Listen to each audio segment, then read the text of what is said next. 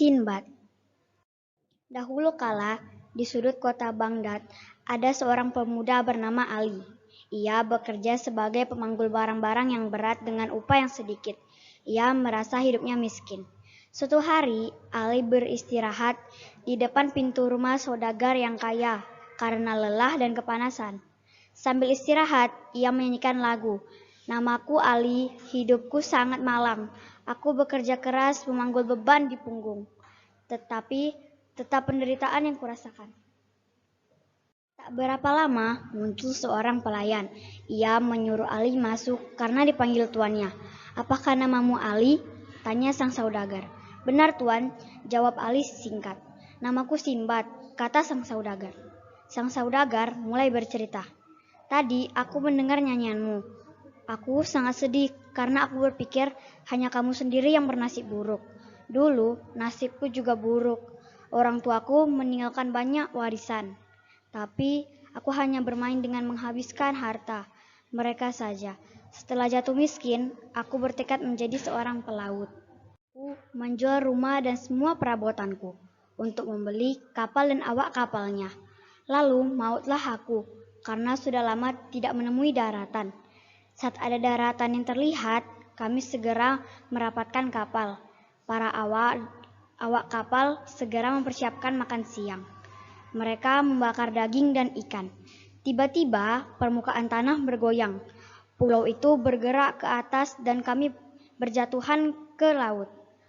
Begitu jatuh ke laut, aku sempat melihat pulau itu. Ternyata pulau tersebut adalah bagian dari ikan paus. Karena ikan paus itu sudah lama tak bergerak, tubuhnya ditumbuhi pohon dan rumput, mirip seperti pulau.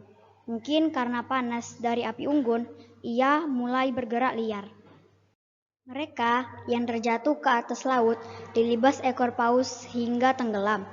Aku berusaha menyelamatkan diri dengan memeluk sebuah gentong. Aku pun terapung-apung di laut. Beberapa hari kemudian, aku berhasil mencapai sebuah daratan. Setelah itu, aku bangun, usahaku kembali dengan ikut berlayar. Aku berangkat berlayar sambil melakukan perdagangan. Suatu hari, kapalku dirampok oleh perampok. Kemudian, aku dijadikan budak yang akhirnya dijual kepada seorang pemburu gajah. Aku disuruh untuk berburu gajah dengan menggunakan panah. Aku pergi ke hutan dan naik pohon untuk mengintai gerombolan gajah pun datang. Namun, saat itu pimpinan gajah melihat dan menyerangku. Aku jatuh dan gajah itu menggulungku dengan belalainya. Ternyata, gajah tersebut membawaku ke sebuah bukit dekat air terjun.